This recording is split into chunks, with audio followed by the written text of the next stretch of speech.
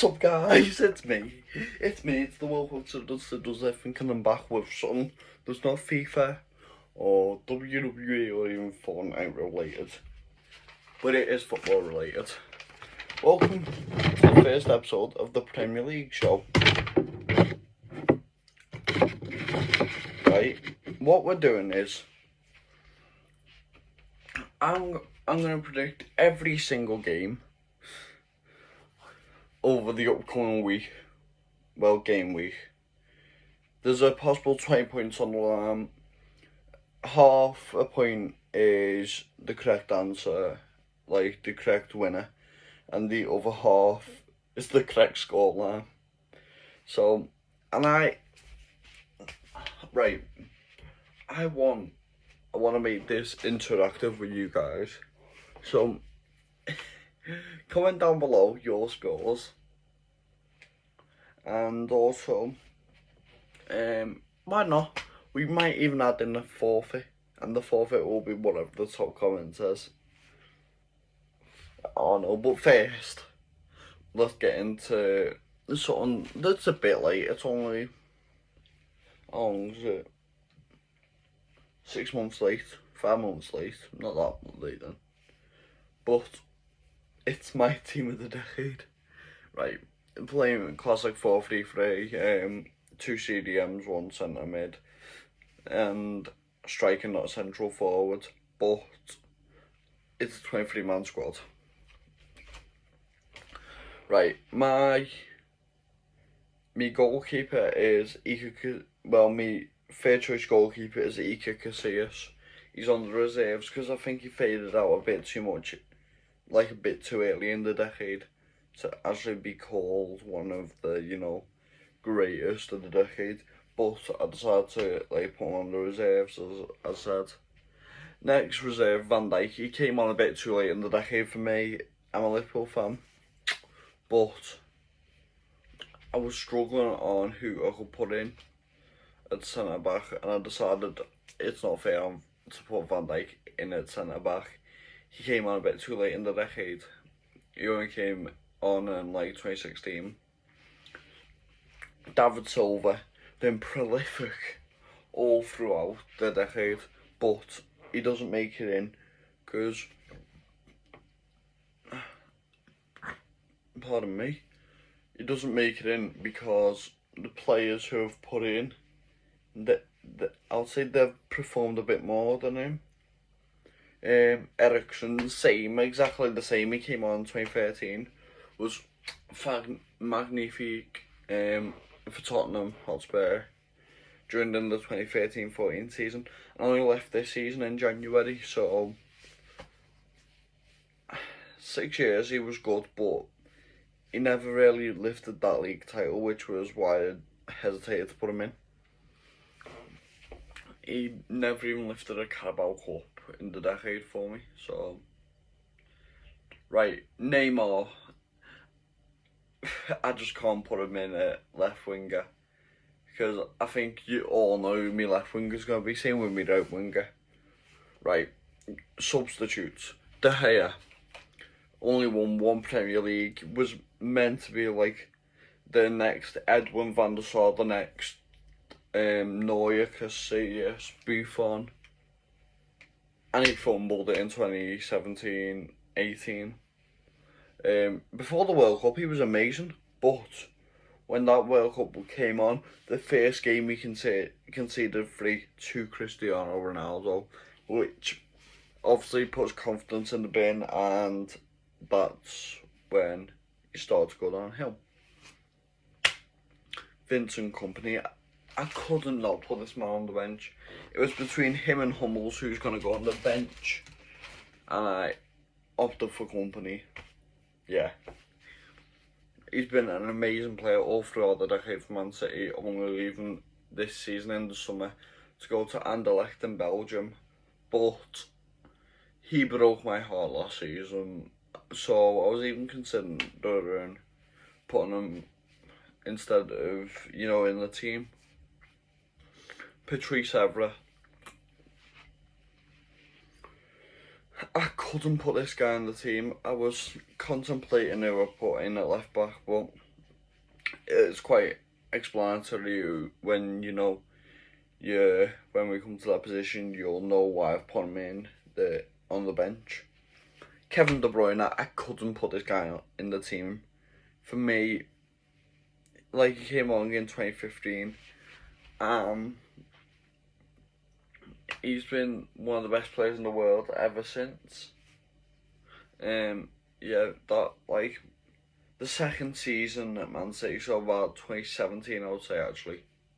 Yeah, that's when he became, like, one of the best in the world.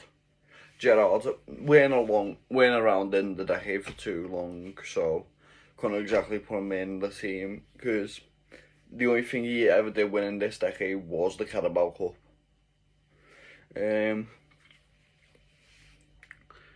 Kane came along in 2015. 2 years earlier, he was on the bench at Leicester City in the second division, but I just couldn't put him in the team. It was between him, Suarez, and Lewandowski, and Neymar was also coming up. But I thought, nah. Griezmann was also in my picks, but I said nah. Mbappe came along a bit too late. Icardi came around in like 2015, I believe. That's when he really came out of his shell. Yeah. On the bench, Luis Suarez. I'm judging them on not them as a person, but on them as a player. Right? Luis Suarez was up here when he was playing for, here when he's playing for Ajax, here when he's playing for Liverpool, Uruguay, Liverpool, Barcelona, and that's when he joined there, and then he became here when he won the Champions League with Barcelona in 2015, his first season, linking up with Messi and Neymar to make that disgustingly amazing MSN connection, and yeah. But I just couldn't put him in for what he'd done to Patrice Evra, what he'd done to Ivanovic, what he'd done to Bakal, I believe, in the other league, the Dutch league, and what he'd done to Chiellini at the World Cup. Right, the starting 11, the goalkeeper, Manuel Neuer, it had to be. He's been amazing all throughout the decade. There was like that one season where he wasn't really on top of his game. But I would say he was Schalke's main player when they made it to the semi-finals of the Champions League in 2011. He was the captain, then he went to Bayern Munich, which got him a bit of hate. But he was just doing it to advance his career, and it's paid off. Right back, Dani Alves. Oh my god, if you say Dani Alves shouldn't be in this team, what are you on? Dani Alves has been pinging balls since, he really came out of his shell 2008, I would say. That's when he became, like, this big name right back who no one wanted to come up against, especially me. But Dani Alves, it was between him and Carvajal, but I couldn't even put Carvajal in the reserves because of Van Dijk. So I went with Dani Alves.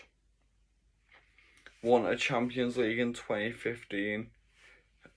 I think he went to Juventus next. I think he got one of the most assists in the league with Juventus and with PSG, respectively. Winning Serie A and Ligue 1 as well. Sergio Ramos, one of the centre backs. Now breaks my heart that I've got to put him in here, but he's been amazing.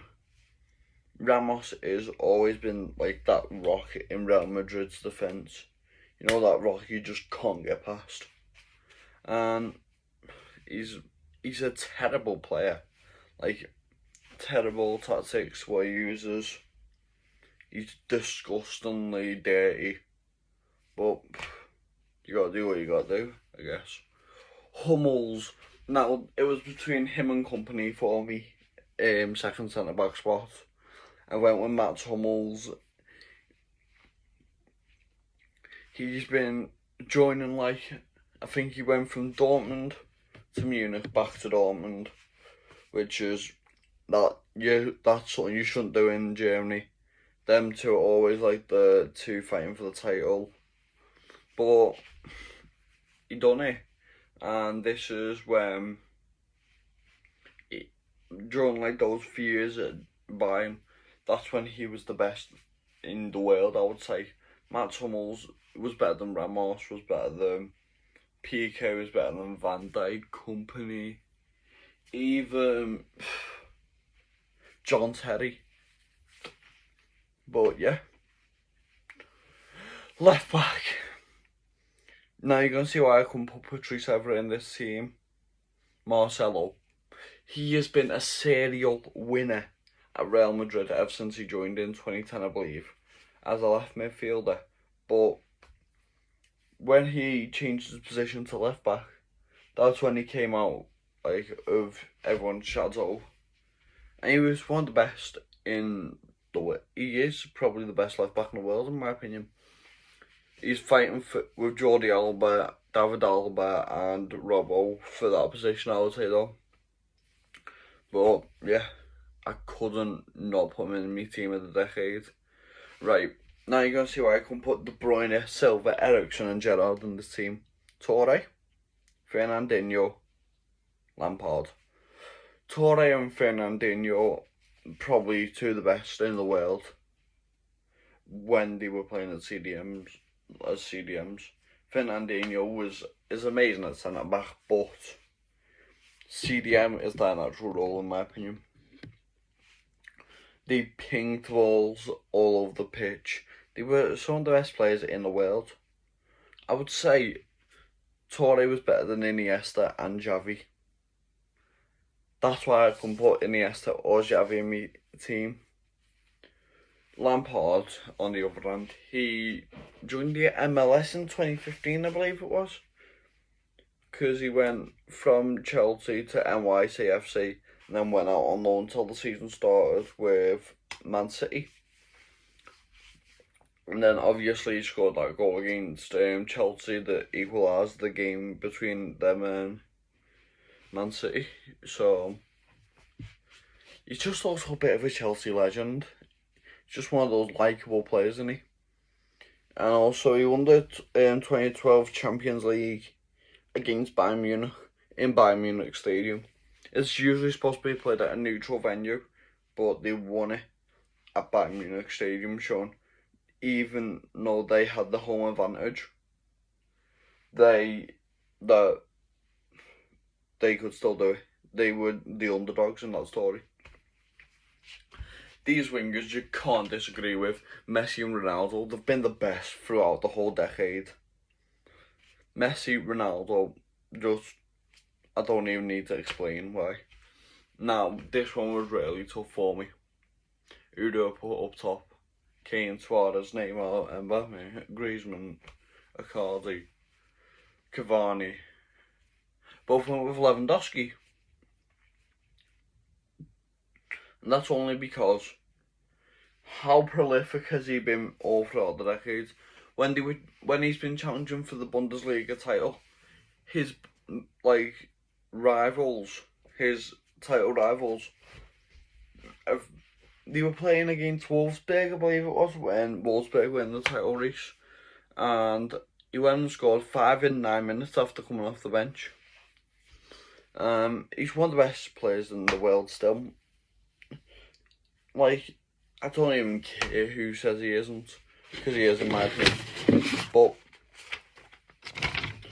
now it's for the time I'm scared. Premier League predictions. Right, first game we've got Leicester Brighton. I'm going to say it'll be 2-1 to Leicester. Leicester are on the quest for Champions League while Brighton are fighting off relegation.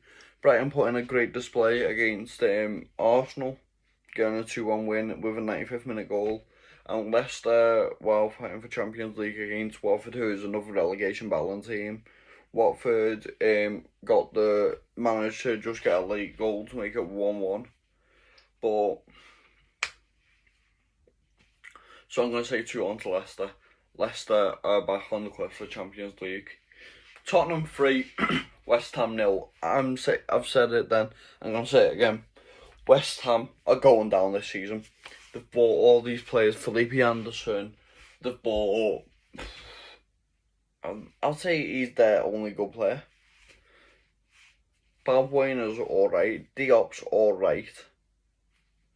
Misaku, meh.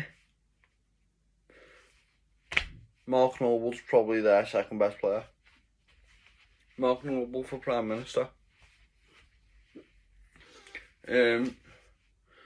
While Tottenham have got Harry Kane, they've got Dele Alli, they've got Lucas Moura, they've got... Oh no, they've suspended Dele Alli for that joke he said about the coronavirus. They've got Harry Kane, they've got Lucas Moura, they've got Eric Lamela, one of the best right mids in the Premier League, I would say. And they've also got one of the most dominant backlines in the game. Vertonghen, Alderweireld, Davinson Sanchez, and Lloris. If you get that joke, nah. Manchester United versus Sheffield United in the Battle of the United. 2-1 Sheffield. Sheffield lost 3-0 to Newcastle over the weekend, while Man United could only muster up a 1-1 draw against Tottenham Hotspur. I'm saying this will be the time Sheffield United get back on track for their quest of European football. Hell, they could even qualify for the Champions League.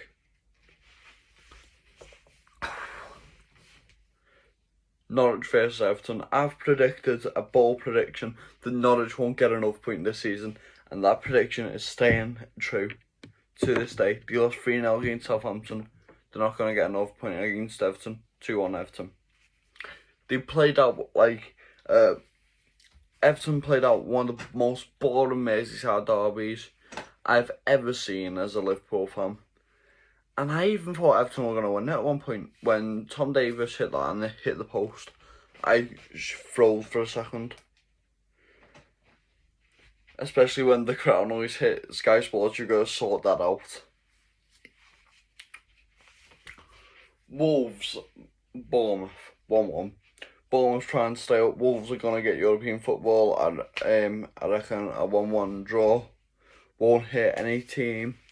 But yeah, I reckon that's going to keep them going for a bit. Newcastle, Aston Villa. 2-0 Newcastle. Newcastle played out one of the best games that I've seen them play out for a good couple of years. Joe Lunson finally got on the score sheet. Aston Villa, they went 1-0 up through that Keenan Davis, I believe it was. But then Chelsea got 2 rapid fire goals to make it 2-1, and that's how it finished. So I'm going to say 2-0 to Newcastle. They've both had around the same amount of time to rest. I'm going to say Newcastle will be ready for Aston Villa. Liverpool versus Crystal Palace. Liverpool 2, Crystal Palace 0. We need this prediction to come true. I need it to come true as a Liverpool fan. But yeah, I'm going to say Liverpool 2, Palace 0. Probably goals from like Mane and Firmino, or Mane and Salah, or Salah and Firmino, or it could be any combination of players on the pitch. Burnley, Watford, 1-1. Burnley trying to get back into the top, like pushing for European football, knocking on the door of Tottenham and Arsenal and all these teams. Watford, after a couple of games, had 8 points. They were at the bottom of the league, and no one thought they were going to stay up, but now I reckon Watford will be staying up, especially after that epic performance against Liverpool. As Miller saw, probably one of the breakout stars of the season, I would say. Southampton versus Arsenal. Right, Arsenal, I'm going to say 2-1 win. They've lost to Man City 3-0. And they lost 2-1 to Brighton. But they've now lost their best goalkeeper in Ben Leno. But I'm going to say it'll still be a 2-1 win for them. Aubameyang and Pepe probably getting on the score sheet. Danny Ings trying to, get himself back into the talk for top goal scorer of the season. Chelsea, Man City, 2-2. If this happens, Liverpool win the league. Right, I've checked it out. If Liverpool win at Palace, at Anfield against Palace, and Chelsea manage to muster a 2-2 draw or any type of draw, or even beat them, Liverpool win the league, because there'll only be a possible 21 more points to play for, with 7 games, each game being 3 points. There's only 21 more points to play for. Man City will need to get 22 points, so it'll be impossible for them to come back. Liverpool will win the league on Thursday and lift the title at Man City, I believe. So this is my predictions for the league, for the next fixture, game week. And also this is my team of the decade, and also this is Wilco signing off.